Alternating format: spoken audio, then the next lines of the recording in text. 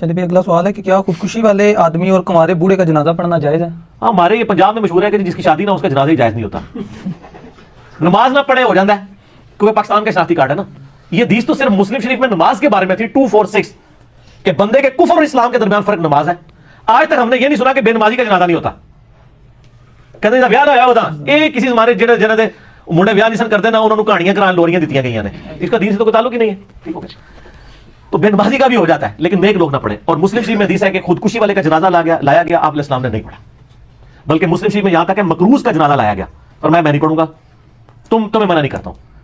حتیٰ کہ ایک بندے نے قرض اتارنے کی ذمہ داری لی تو پھر آپ نے جنازہ پڑھایا. خودکشی والے کا جنازہ جو ریلیجس پرسنالٹیز ہیں ان کو نہیں پڑھنا چاہیے. چند ایک لوگ پڑھ کے نہ دفنا دیں. اور یہاں یہ ہوتا ہے کہ کسی جوان بندے نے کسی عشق مشوقی میں خودکشی کر لی ہو سب سے زیادہ بڑا جنازہ اس کا ہوتا ہے. حالانکہ خودکشی والے کو صرف 2-3 بندے پڑھ کے دب دو ہے مسلمان ہے اللہ نے چاہا تو بخشا بھی جائے گا. ہمارے ایک درس میں بھائی آتے تھے شروع میں 2008-9 کی بات کر رہے ہیں. دعوت اسلامی میں تھے 17-18 سال کی عمر تھی حافظ قرآن تھے. انہوں نے وہ سویٹ تیزاب پی کے خودکشی کر لی. تو جہلم کی تاریخ میں اتنا جنازہ شاید ہی کسی کا ہوا. اب میرے وہ درس میں بھی آتا تھا اور ماشاءاللہ یعنی وہ قریب تھا کہ ریورٹ ہو جاتا شاید دل میں ہو بھی چکا ہو.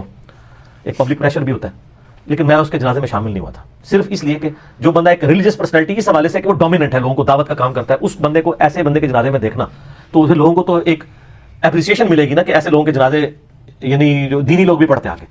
تو یہاں پہ جو جتنے وہ بے نمازی ٹھگ قسم کے جعلی قسم کے وہ فراڈیے لوگ ہوتے ہیں امیر کبیر ان کے جنازے ویسے کوئی نہیں مسئلہ پڑھ لگ رہا ہے پڑھتے بغیر وضو دیکھ رہے لوگ وہ دنیا داری کے لیے گئے ہوتے ہیں سارے صحافی پہنچے ہوئے ہوتے ہیں بغیر وضو کے کھڑے ہوتے ہیں ان کو پتا ہم ٹوٹل پورا کرنے آئے ہیں.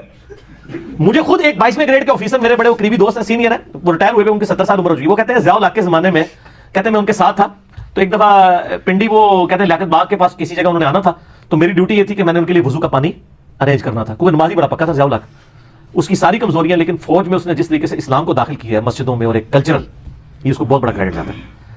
تو کہتے ہیں میں نے سردیاں تھی تو پانی وغیرہ گرم کر کے لوٹا رکھا ہوا تھا تو کہتے ہیں میں نے کہا سر وضو ان کا بیٹا میں تو مجھے پتا تھا سر کی نماز کا وقت ہے تو میں تو گھر سے وضو کر کے آیا ہوں. تو کہتا ہے وہ جنرل صاحب جب نماز کے لیے کھڑے ہوئے تو کہتے ہیں باقی لوگوں نے وضو کے بغیر ہی پیچھے کھڑے ہو گئے. تو یہ جو جنازے پڑھ بھی ہوتے ہیں نا یہ زیادہ تر بغیر وضو کے کھڑے ہوتے ہیں ان کا پڑھا نہ پڑھا برابر ہی ہے. ٹھیک ہو گیا.